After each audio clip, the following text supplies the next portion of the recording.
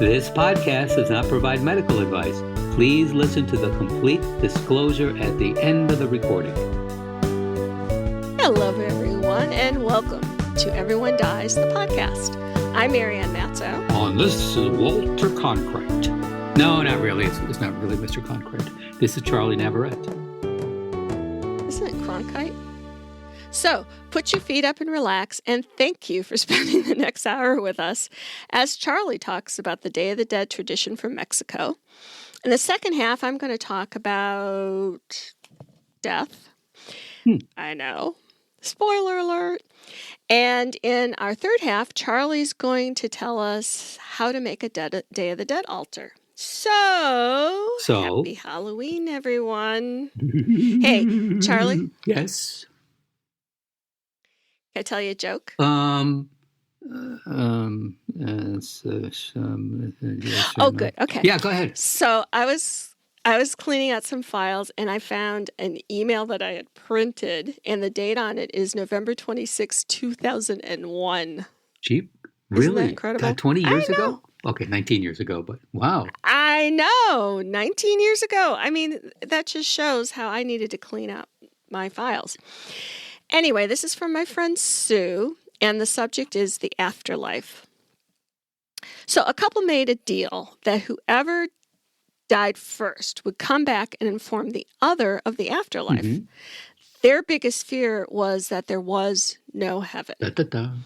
So after a long life, the husband was the first to die, and true to his word, he made contact. Mary, Stella. Is that you? Is that you, Fred? Yes, I've come back like we agreed. What's it like? Well, I get up in the morning. I have sex. I have breakfast. I have a little bath in the sun. And then I have sex twice. I have lunch. And I have sex pretty much all afternoon. And after supper, I have sex until late at night. The next day, it starts again. Oh, Fred, you surely must be in heaven. Not exactly. I'm a rabbit in Kansas. What part of Kansas? The rabbit part. The rabbit part. Kansas. The rabbit part. Okay. I don't know. I thought possibly the steak part or the blues part or, of course, the jazz part. Yeah. Anyway, we're going to start our show today with a report about the Day of the Dead, which is celebrated in this year of 2020, Saturday, October 31st to Monday, November the 2nd. Our chief Day of the Dead correspondent, Charlie, is going to report. Charles? Says you. I mean, yes, I am here. Well, listen, the Day of the Dead, originally in Spanish, El Día de los Muertos, is a Mexican holiday where families welcome back the souls of their deceased relatives for a brief reunion that includes food, drink, and celebration. It's a blend of Mesoamerican ritual and European religion and Spanish culture. So, while October 31st is obviously Halloween, and the great pumpkin rises out of the pumpkin patch that he thinks is the most sincere. Charlie. What? Oh. Charlie Brown. Oh, yes. Wait, that is Charlie Brown. Never mind. So, November 1st is El Día de los Inocentes, or Day of the Children, and All Saints' Day. November 2nd is All Souls' Day, or the Day of the Dead. According to tradition, the gates of heaven are open at midnight on October 31st, and the spirits of children can rejoin their families for 24 hours. And then the spirits of adults can do the same on November 2nd. So, the origin of the Day of the Dead, and again, not to be confused with the 1968 classic Night of the Living Dead, in case there was any such a scary film. It was. Wasn't that scary? Just basic, no budget thing. It was no budget to speak of. Clearly no. You know, budget. and there's like no lead up to some cataclysmic thing. It's just you walk into this nightmare.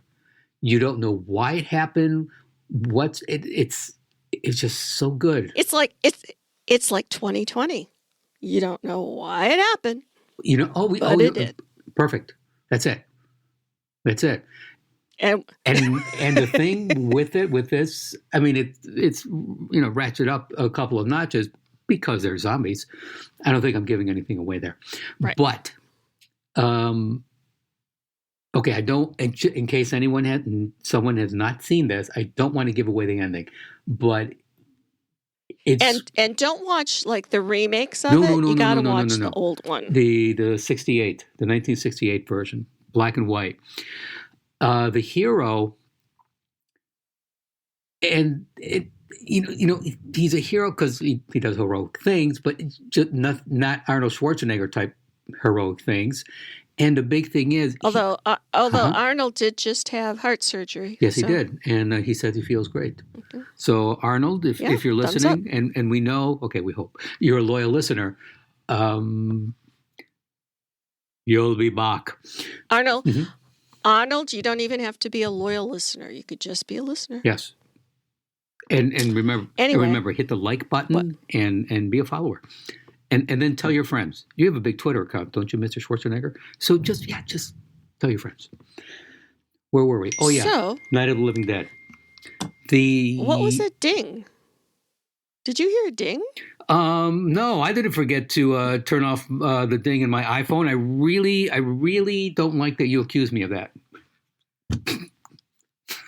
Maybe it's God's way of saying, "Move on, Charles." Yeah, shut up and move on. Back to the script. Okay, one last thing about Night of the Living Dead.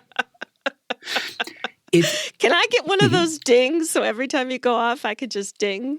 Wait a minute. There was something about a ding recently. What was it? No, it was the opposite. The debates. What's the opposite of a ding? A mute. The mute button. A mute. The mute button. Yes. On the debates. Smart idea. Is that this yes. man survives everything, just basically by his wits.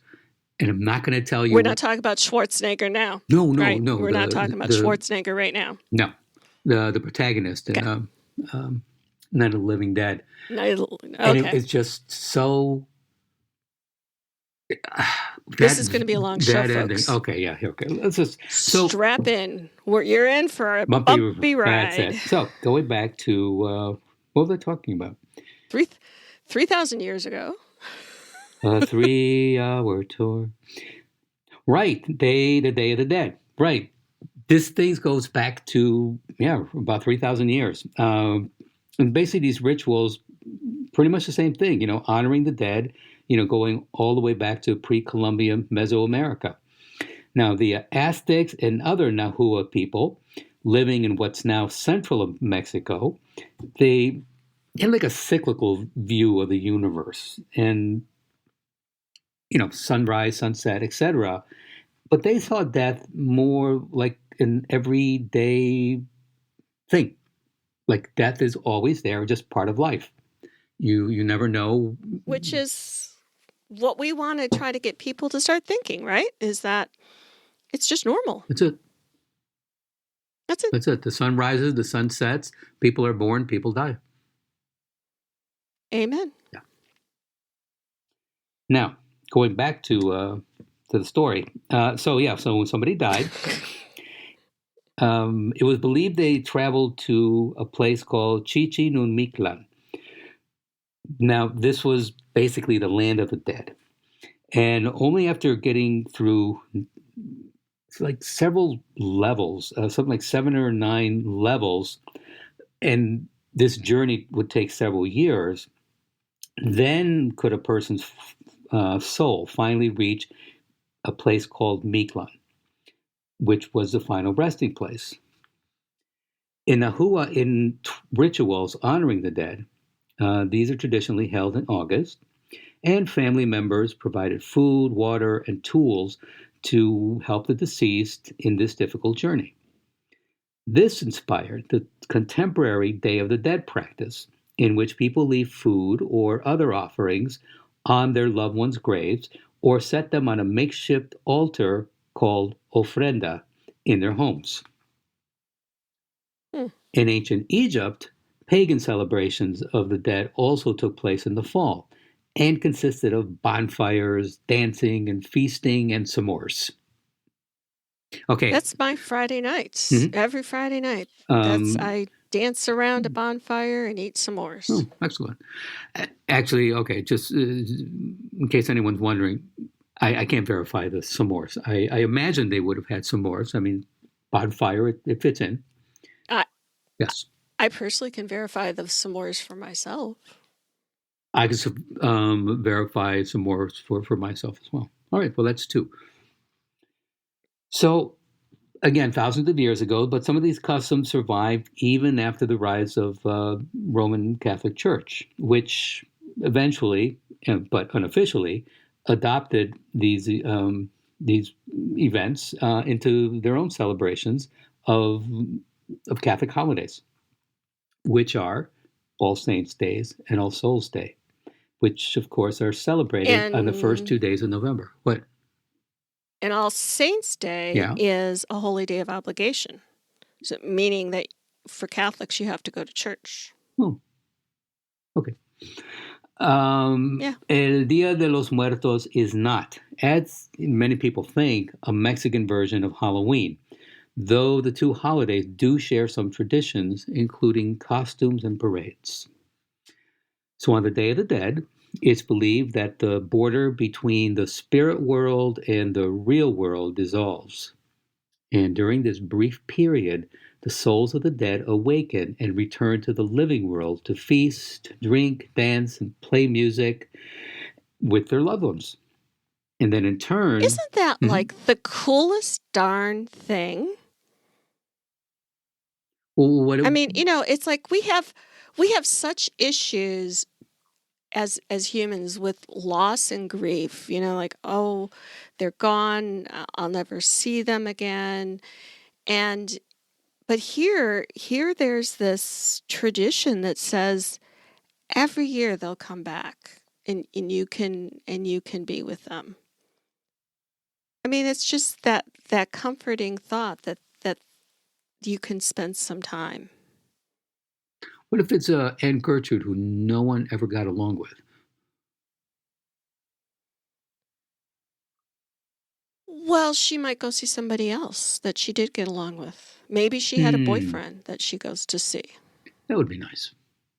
And that keeps everyone happy. Doesn't mean that maybe you didn't like Aunt Gertrude, but maybe she didn't like you either, Charlie. Did you ever think about that? Oh, all the time. Yes. Right. Yes. Yes. We kept sending the same Christmas presents back and forth to each other. Yeah.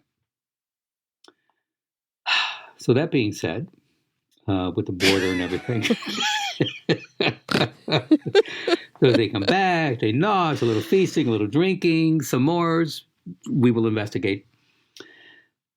So are they planning to put up a wall on that border and make the Mexicans pay for that so that the dead don't come back? Only the bad hombre Mexicans. Oh, if the others fill out the right applications, wait for the process, they can get in.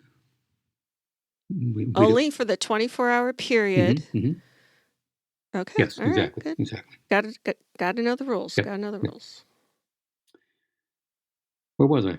Oh yeah. So they come back. The drinking, the dancing, the music with their loved ones, and then in turn the family members, the hosts, treat the deceased as honored guests in their celebrations and leave the deceased's favorite foods and other offerings at grave sites or on the ofrendas built in their houses. Ofrendas can be decorated with candles, bright marigolds called cempasúchil, and red combs, red cock combs. It's a little typo. How old? There. How old are you, Charles? How old are you? Hang on a second. 1, 2, 3. I forget. It was a typo. Speaking of how old are you? Can I tell you something?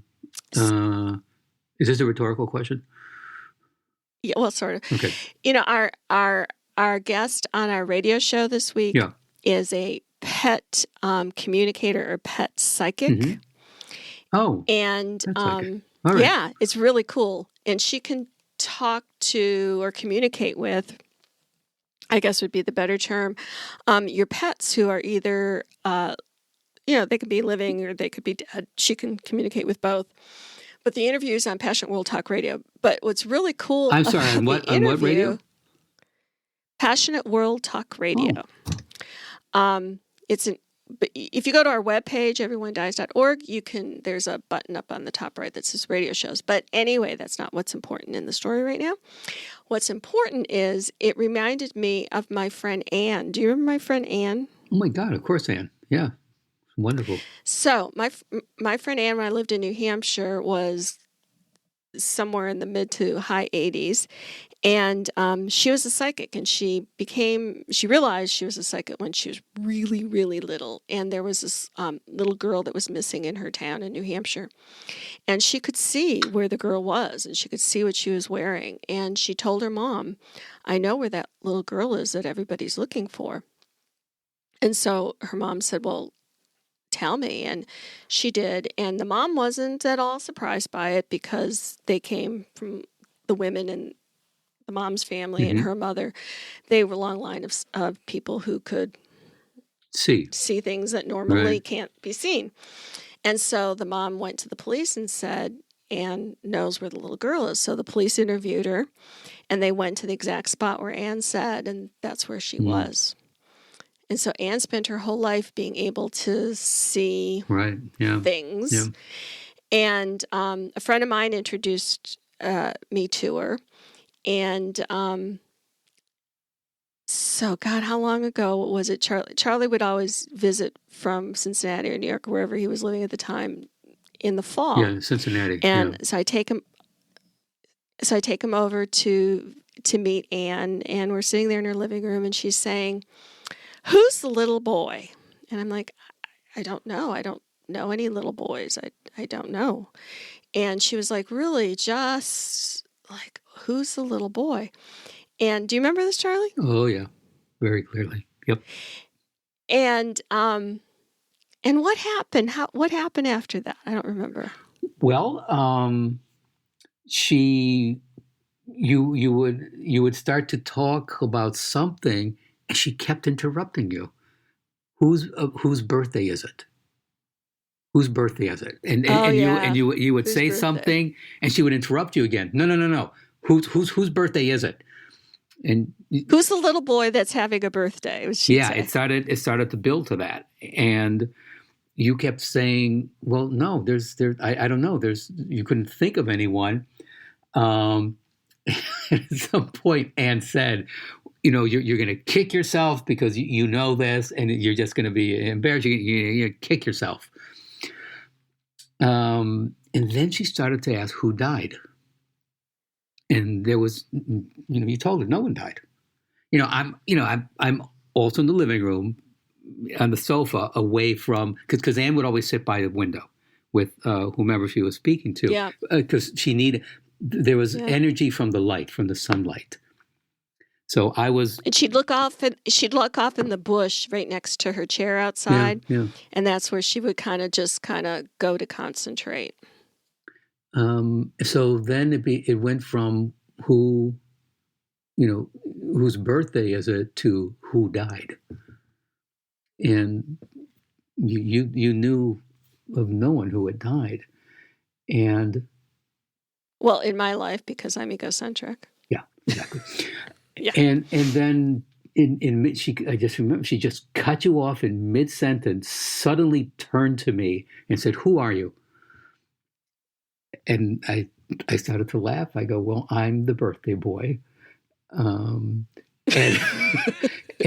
what was it? What, my birthday had been a few days before? Just a few days before. Yes. And I totally forgotten it, and I always forget it, and I still forget it. So it's October 6th, and I always forget it. Is it the 6th?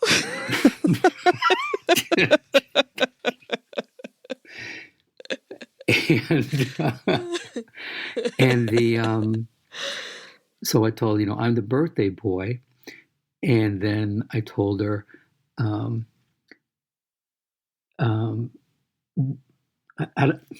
Basically, I told her I'm the one who had someone die recently, and this had been about I don't know, 3 or 4 months after the woman I'd been seeing, and we'd been together for a while, actually for a long while, and she had died.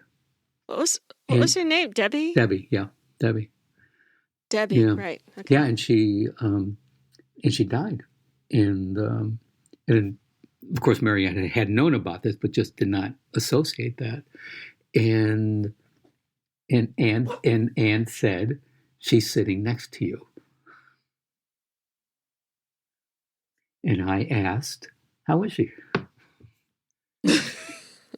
I wasn't freaked out by this, just because Debbie had made it very clear that she would make sure to come back and say hello. After as she was dying. So I asked, how is she? And Anne said she's well. She feels good. She's happy to see you. Something like wants you to know everything will be okay, or everything is okay. And yeah, there it was. And what had happened, I don't know. Again, this was how many months was? Yeah, so it was in. That was 4. Yeah, so about 3.5 months after she died, I was in a play, and I wound up dating one of the actresses. So dating in air quotes, dating? No, really dating the whole enchilada. Yeah, no, dating. No, Yeah. like Mm-hmm. dating as like dating in air quotes is really kind of having sex. Oh yes, we were having sex. Yes. Okay. Yes, and we had a relationship. We started a relationship. So one night, she was Inquiring over. minds want to know about all your life. Yeah, the only one I hear inquiring is you. So the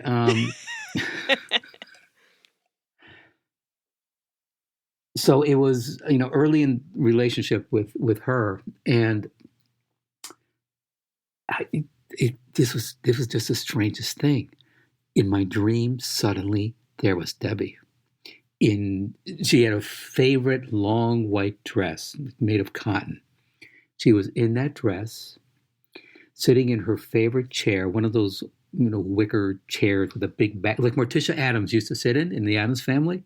Oh yeah. That was her favorite chair. Mm-hmm. In her favorite place, not elephant. It was called like something like the Elephant House. Yeah, the Elephant House at the Cincinnati Zoo. And she said hi. And I said hi. I didn't quite know what to say because I don't know. I was dreaming. No, I wasn't dreaming. Because you were literally caught with your pants down. Yeah, I was. Yeah, I was asleep, but I don't know. If there's some subconscious of sleep, in my mind was doing just that. Oh my God, I'm in bed with another woman. And that's where my mind went. And, I didn't want to hurt Debbie's feelings. And, I could not focus on, okay, she's dead. It's okay. So I just stumbled through a few words. I couldn't stay focused on that. And she left. The image disappeared. Was it comforting to see her? For the first second, and then I don't know why I went there. Like I was betraying her just because I was with someone else. It's kind of a normal feeling that people get. Yeah, I didn't know that at the time, but yes, you're right. It's a normal feeling.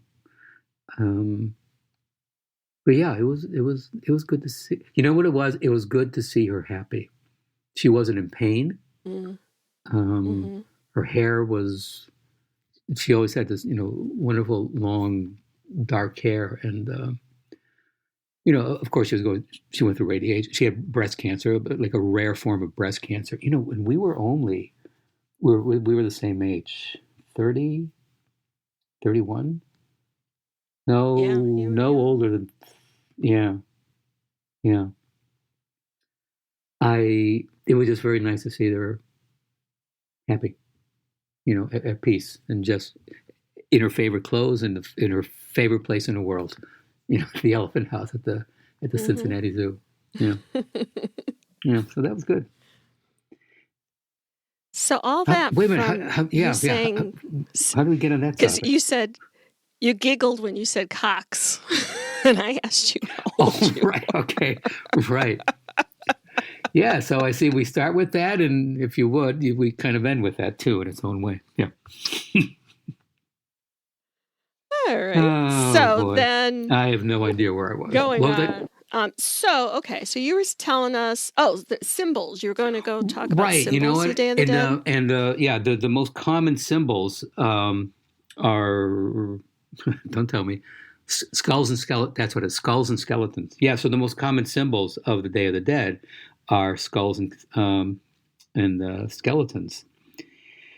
And usually nowadays, with the Day of the Dead festivities, people wear skull masks, and they eat like sugar candy molded into the shape of skulls. There's a bread called pan de animas. It's part of the All Souls Day rituals in Spain, and there's also pan de muerto, bread of the dead, dead bread, deadheads eat dead bread. There we are. Deadheads eat dead bread. Jerry Garcia, the whole Grateful Dead. Okay, let me move on.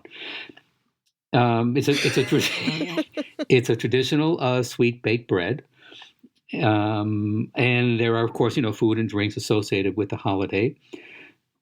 And this includes it's a dark chocolate thingy. It's corn-based liquor, and it's called atole. It's a type of chocolate drink. And you can wish someone a happy Day of the Dead by saying Feliz Dia de los Muertos. Happy Day of the Dead.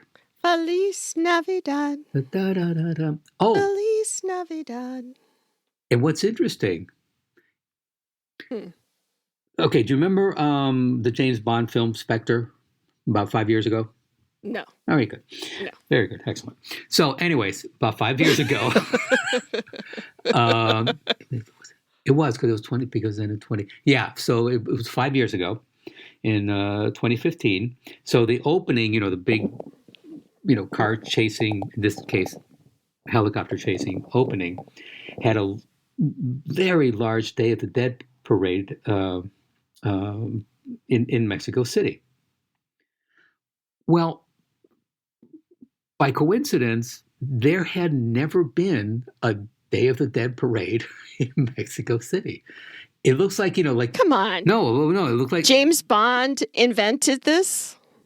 It was well, no, not James Bond himself, but the movie people in the script.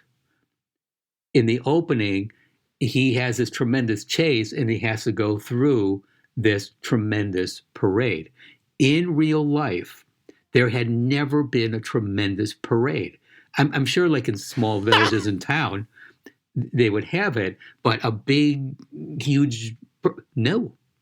So Mexico City is really so hard really to believe. But Mexico City was so inspired by this that the next year they actually had a parade, a real live parade for Day of the Dead people. It took them 3,000 years to think of doing a parade for the Day of the Dead. Yeah, and wow. I'm sure obviously there were small celebrations along, but something like a big parade, no, not before. So that was like the year after Spectre, and then after that, even some big U.S. cities, Chicago, L.A., San Antonio, Fort Lauderdale, also held Day of the Dead parades. And, of course, Disney got into the act. That's not a good segue, but Disney did. I don't know if everybody remembers a movie called, it was Disney and Pixar. They spent, I don't know, like close to $200 million on a movie called Coco, which I'm sure everyone remembers. And that movie is, and that movie is, did you just happen to have that handy? Yeah, it's just like one of the miracles of life. Yes. So this movie, just like in real life, pays homage to the Mexican tradition in which a young boy is transported to the land of the dead and meets up with his long lost ancestors. So you know what I'd like to propose, Charles? A toast? Is I was talking with a friend of mine from high school. Mm-hmm. And he had said, why don't you ask your listeners to have like a watch party of Coco? Because, Halloween they're kind of putting some restrictions on Halloween this year. Some cities are actually even canceling it. But if you got together with your family and watched Coco, then it gives you an opportunity to have, maybe a new kind of tradition with your family on Halloween, watching Coco. And I think it'd be good to give you an opportunity, you meaning our listeners, to talk with your kids and your family about how death is a normal part of life. And here's this tradition, within Mexican cultures where, tell them what happened, tell them the story that Charlie told you. And start to make the idea of our mortality, that everyone dies, a normal thing. I mean, it is a normal thing. We just, as Americans, like to treat it as an optional thing.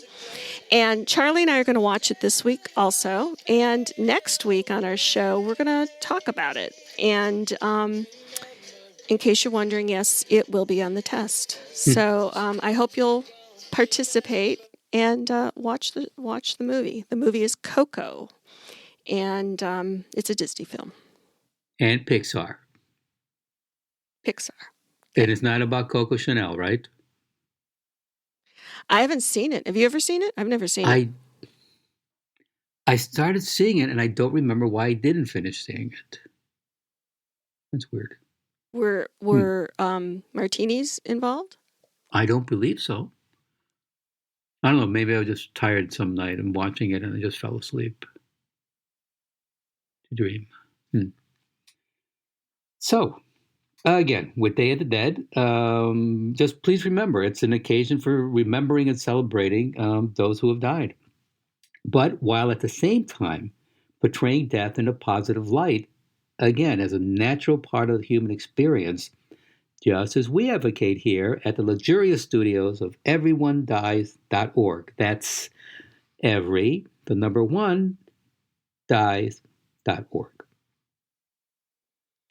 And our recipe for this week is the pan de muerto, the Day of the Dead bread. Yes. It's just a tangy bun that's dusted in sugar.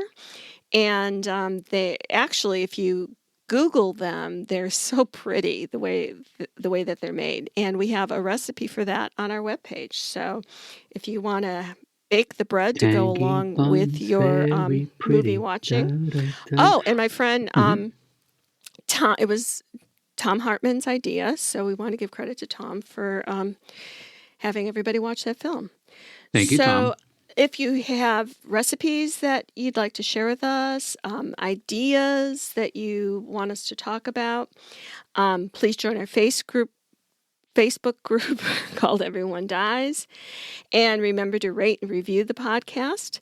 Molly is our own naughty lady, is hoping that you contribute to her job security by following us on Twitter and reposting her tweets. Molly, do you know who the naughty lady? I was just going to ask you, Molly is nodding? Is she nodding off or what? She's a nodding lady. So when Trump did his town hall, yes. There was a woman who was seated right behind him, who just nodded and agreed with everything he said. And so people are referring to her now as the nodding lady. And Molly agrees with everything we say, so of course. So in our second half, Charlie, I just wanted to chat a little bit about a essay that I read about. It's called "The Loss of Shared Grief" by Lily Luftenborough. That's easy for you to say. It's really hard for me to say. Lily, I know that's probably not exactly correct, but it's Luftbaro. Maybe it's Luftbaro. It's a lovely name. So what she talks about in this essay is that we've kind of been going through 2020 with trying to approximate normal life. And maybe some people are kind of getting good at that and some people are having trouble. I mean, every month it's something, if it's murder hornets or hurricanes or fires. It's just been like the entire 2020 has been with Mercury in retrograde. I don't know, something's off. But what she talks about, which really resonated with me, is that, these are her words, more than 220,000 people have died of COVID in this country, alone and unseen. Many vanished without funerals or memorials to honor them. And there has been no national recognition or collective observance. We've had to keep pedaling desperately, trying to avert collapse while the losses mount ignored. And when there's a war or 9/11 or these disasters that are within our own culture, within America, or that affect Americans, we have always acknowledged those. The flags are flown at half-mast. There's days of mourning. There's moments of silence. Something happens that lets us stop and remember and say, there has been a great death toll. But with all of these people dead from COVID, we haven't done that. Right. And she says, I'm going to quote from her again, "It is the task of a leader to integrate our losses into the larger story. As a nation, we have certain traditions and rites to mark shared grief, flags at half-mast or moment of silence to publicly mourn the dead. But the current administration has decided to forgo any markers of this kind. The Democratic National Convention came closest to offering such a thing. Being virtual, it allowed people from all over the country to talk about their experiences and commiserate about their losses. Unusually for political theater, it left room for sadness. And for that reason, it was strangely cathartic. And it wears on people to be in a situation where somebody you love gets sick or has to go to the hospital for surgery for any reason, and to drop them off at the stoop like an orphan. Yeah. I had minor surgery in July, and my daughter drove me, and there was a security person standing outside the door, this kind of circular driveway. And so that nobody got in who wasn't, with the paperwork saying, we're here to be cut open. And in the car, I had to say goodbye to my daughter. And it was so profound and sad to me to think that, who knows what's going to happen with the surgery? Yeah. Who knows what the outcome is going to be? And here I am in the Prius hugging my child and having to say goodbye. And I hated it. I hated the feeling. And then I thought of all the people who are having to do the same thing to someone that they love who's, having trouble breathing from COVID or whatever their symptoms are, and not knowing, or even having the feeling like, I'm not going to see you again. I'm not going to be able to hug you again. And the reality of the situation for life is that whenever we say goodbye to somebody, we don't know if we're ever going to see them again. We don't know what'll happen. When I was really quite young, and I don't know if I've even told this story before, but when I was really young, this lady crossed the street and her husband, they didn't have any children. And later in the evening, he decided to drive to the post office and mail a letter. So he left to go mail the letter. He should have been back like in 5 minutes. Yeah. Well, in the course of that, there was a terrible car accident and he died. Oh. And I was a little kid, and it made such an impression on me that if David says, I'm just going to go run to such and such a place, I'm like, okay, well, let me say goodbye to you and let me tell you I love you. I mean, I always did it with the kids. It was like that woman across the street didn't know that his running out to mail the letter Would be meant that he right. was never Yeah. coming back home. Yeah. And that's true. You know, we think, oh, well, we get cancer. That's what's going to kill us. Well, we don't know that. No, not at all. We don't know that. It could be you're going to go mail a letter, and that's what's going to kill you. And the other part of Lily's essay that really struck home for me is that she talks about that when Trump was diagnosed with COVID-19, and when it was reported, thousands of people, these are her words, thousands of people openly wondered whether it was genuine and what, if it wasn't, what the strategy would be. And I was awake that night when that tweet came out, and my first thought was, is this real? Does he really have COVID? And truthfully, well, if he does have COVID, politically, what does that mean for him? And if he doesn't have COVID, why would he say that? And I thought then also, what the hell has happened to you? That somebody announces that they have a disease and you're wondering what the angle is. Right. Yeah. Yeah. I mean, that's not how I think, but apparently that's how I'm thinking. And, you know, is it, really just a reflex that we're so hopeless and maybe helpless and jaded and cynical that this is what we've become? And if that's true, I'm not really happy about that. That's not who I am and who I want to be. But in that moment when I was reading that, that's who I was. And I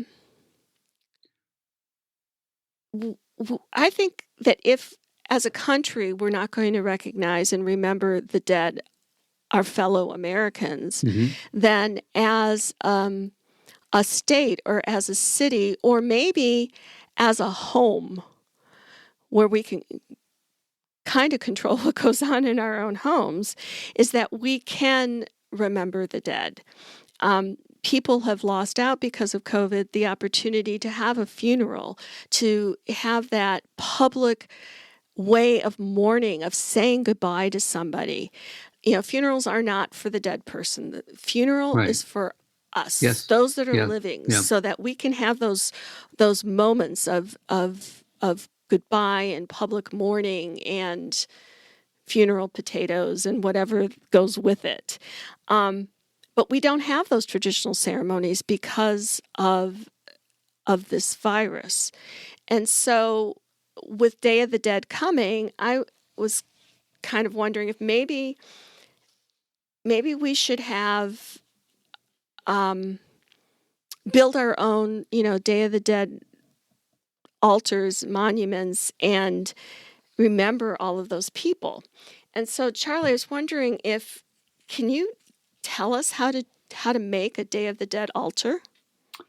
Well, yeah. First, this is called an ofrenda, and this altar ofrenda should have at least 2 or 3 levels, and preferably starting like on the floor. You Charlie. Yeah. You a friend of mine. Am I a friend of yours or a friend of mine? Yes. You a friend of mine. I'll keep that in mind. Thank you. So, and with this, what's pretty common is to use, I don't know how to describe it, like earthy elements. Like for example, what's common in Latin America, with this ofrenda, is something called a petate, which is Spanish for a bedroll. So this is what I mean about something earthy. You're not going to have a down sleeping bag by your altar for those who have died, but just something simple like a bedroll. I mean, think of John Wayne movies where he's sleeping out at night. He doesn't have a bed; he rolls out a bedroll. So that's the idea with something earthy. And if you're gonna be sitting around it, you can just a small table or a stool or even anything like that. If just you can use that, like build the levels on stools, rather than building some going out in the garage and building something, just any natural earthy type thing that you have lying around the house. Usually on the top level, well, not usually, but on the top level, people put pictures of the people they're honoring. Well, I'm sorry, the people who died that they're honoring.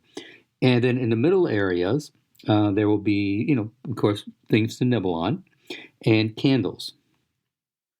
And then people also use what's called a sarape, which is like a blanket or any sort of fabric or cloth, to cover the levels. If you have a handkerchief, just something like that, just to cover the different levels. I've seen like lace, pieces of lace used. There you are. That looks pretty. It's like that. The Mexican marigold is native to southeastern Mexico and is the key decorative element besides candles on any ofrenda. So you get as much of that as you can. Clip the flowers just at the stem. And then you use the bulbs to adorn all around the edges of the levels. People use loose petals to form what's called a little pathway to the foot of the structure, and this is kind of like to guide souls in. If you have a tremendous amount of petals, you could use them to make elaborate decorative art on the ground, around the ofrenda.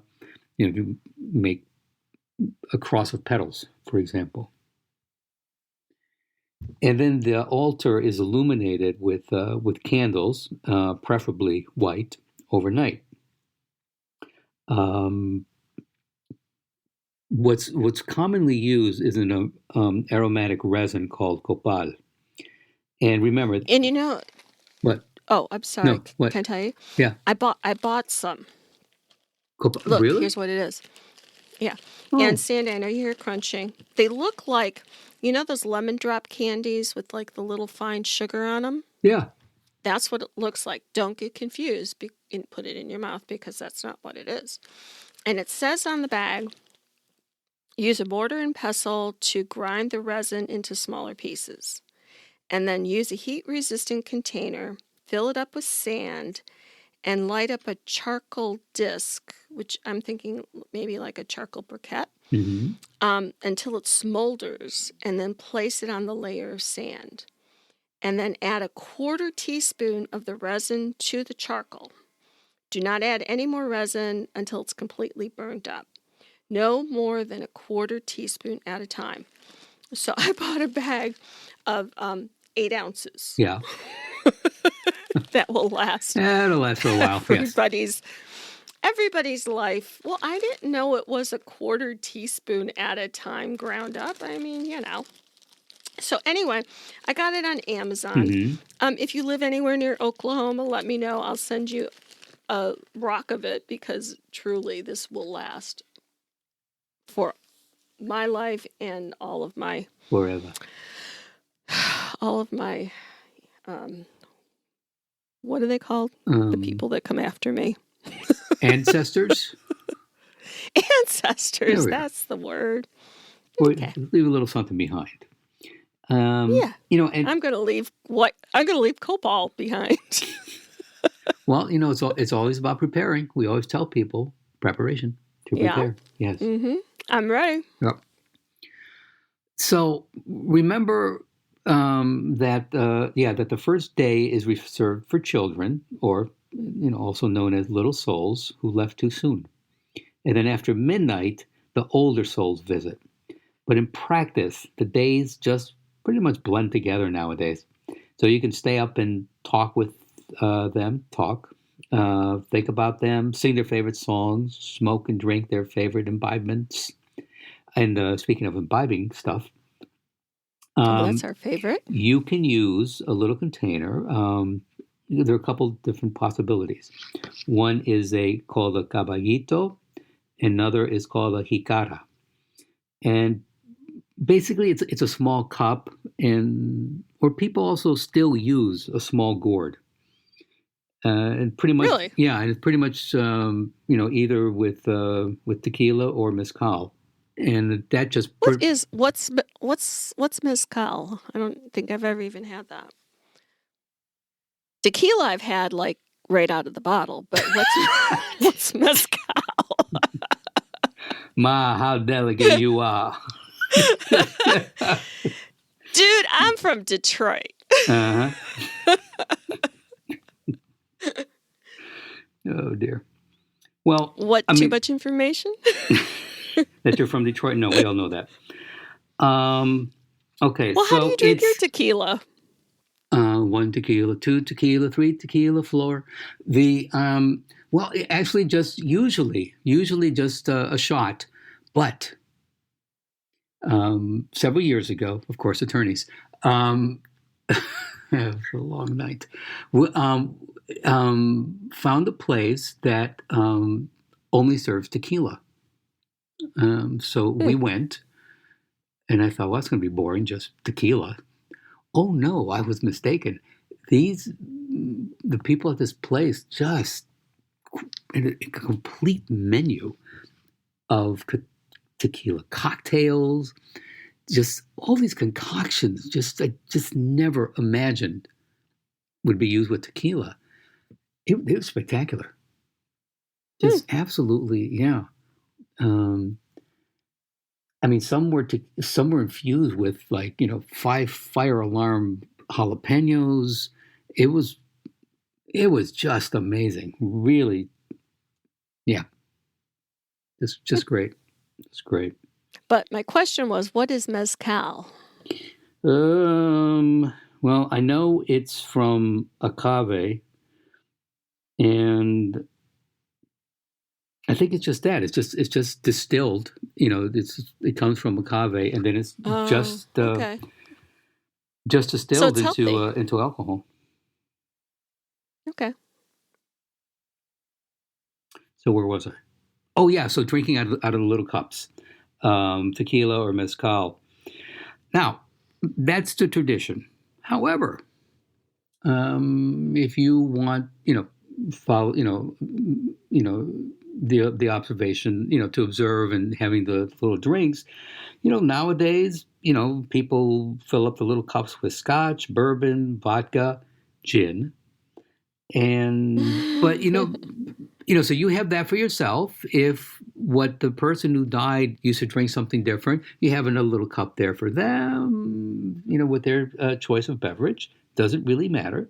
So you drink yours. So you get whatever they used to like to drink, and that's what you would put out. Well, so if they were like Shirley Temple drinkers, you'd put out a Shirley Temple. Or oh God, yes. If you have to go that way. Yeah, but that's it. Or you I don't know. Maybe they like tequila, and you like whiskey. So you finish your whiskey, and you notice a little cup across from you that the dearly departed have not imbibed at all. So you want to help them out as much as you can. So you take their little cup, maybe take a little sip, put that down, and no one has still shown up to finish that. So you might as well take another little sip, and yes, and it winds up being a festive night. And you chat with them, and you reminisce with them, and you tell them everything you've done that year, and kind of catch them up with what's happening on your life. That's it. Yeah. And take that time to stop and remember and chat and laugh about things that happened, and it's a nice time. And again, remember on the top are pictures, photographs of the people who have died. And again, that's a tradition, but and again, with nowadays in modern times, you can even honor people, prominent public people who death actually left, a void in you. Like most recently, RBG. Yeah. Yeah. And, you can think of maybe you could put an American flag or something up there to honor all the people Who who've died died? from the virus. Yes. Yeah, you could, you can be creative in terms of how you're going to symbolize that, but that would be one way you could do it. Yeah. Oh, you know what? Another tradition with this is that you place a Excuse me. bless you, you place a cup or a glass of water, because you know what? With the dead that you'll be honoring, they will be thirsty after that journey from the spirit world to your living room. That's true. Also, and I don't remember why, but you leave a little pinch of salt in a small container, but I don't remember why. Leave a slice of the pastry Marianne was talking about, the pan de muerto, out for the departed, and a little piece for them, a little piece for you, everyone else in the house, or if it's a big event, in the neighborhood. This stuff usually goes very well with hot chocolate, because depending what part of the country or the world you live in, it can be a little chilly. Other people also have like sugar cane, pineapples, plums, walnuts, and peanuts, and yeah, just these little things to nibble on all over, and fruit, all types of fruit. That you can never have too much fruit. There's no chocolate. What about chocolate? Well, there's that hot chocolate you can drink, but you know what? Again, I mentioned nuts and fruits. No one's going to say why are you eating chocolate, and let's remember, good, very good chocolate comes from nuts. So Nuts? Cocoa? There's a chocolate nut? Cocoa. Well, is that really a nut? Well, for this episode and for our purposes, it is. Yes, it is. Yes. Because look at it this way. Think, okay, you have a Mounds bar. It's a Mounds bar. But if you have an Almond Joy, what's in an Almond Joy? Because sometimes you feel like a nut. Yeah. What does that have to do with what's in an Almond Joy? And sometimes just kidding. not. Exactly. An Almond Joy is, it's nuts. I don't know how I keep segueing into these things. The other thing that's a tradition. I'm just sitting here listening to you. Mm-hmm. I don't know how it happens. Mole. It's a type of sauce. Is often offered also, again, for the departed. But really, food nowadays can really be anything you want. You want a dessert. You want candy. Well, there we are. Candy. Chocolate. See? Candy, chocolate. I don't know, something processed. Bag of chips or something like that, or White Castles. Pizza? Yeah, pizza's okay, fine. Pizza or White Castles. White Castles. It has been so long since I've had a White Castle. Like years and years. They don't have them in Oklahoma? No. Mon Dieu. Oh, yeah. They have them in boxes in the freezer, but yeah, it's not quite the same, right? Yes. Yeah. See, it's sad. It's sad. It is so sad. So, and you know what? I said White Castles, but what the hell? Sometimes somebody's, guilty pleasure could have been, I don't know, something bizarre. Instead of like a taco, homemade great taco from a great place, you pick one up at a Jack in a Box. But you know what? This is not your party. Ooh. So, this is what the departed like. They like tacos from Jack in a Box. Then you know what? Do them a favor. Have it set out for them. Well, don't include that on my altar, Charlie. I can make a note of that right now. And thank you. Actually, now, and I've got the white copal, so that you don't have to buy any. Okay. And now I'm hungry. Okay. That's it for me. Goodbye, everybody. Bye. Oh, but before I leave, thanks for being here. Thank you for listening. And please stay tuned for future episodes of Everyone Dies. Our thanks to our executive producer, retired Major General David, our producer Sandy, John, our technical advisor, Molly, our Twitter correspondent, who likes her paycheck, so please stay in touch with her, and our friends, family, and our loyal listeners, you folks, who are supporting our work at Everyone Dies. This is Charlie Navarrete. And I'm Marianne Matzo, and we look forward to talking with you soon. And don't forget, next week we're going to talk about the movie Coco. So, happy Halloween, happy Day of the Dead, and remember, every day is a gift. This podcast does not provide medical advice. All discussion on this podcast, such as treatments, dosages, outcomes, charts, patient profiles, advice, messages, and any other discussion are for informational purposes only and are not a substitute for professional medical advice or treatment. Always seek the advice of your primary care practitioner or other qualified health providers with any questions that you may have regarding your health.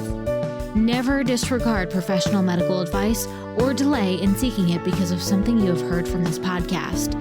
If you think you may have a medical emergency, call your doctor or 911 immediately. Everyone Dies does not recommend or endorse any specific tests, practitioners, products, procedures, opinions, or other information that may be mentioned in this podcast. Reliance on any information provided in this podcast by persons appearing on this podcast at the invitation of Everyone Dies or by other members is solely at your own risk.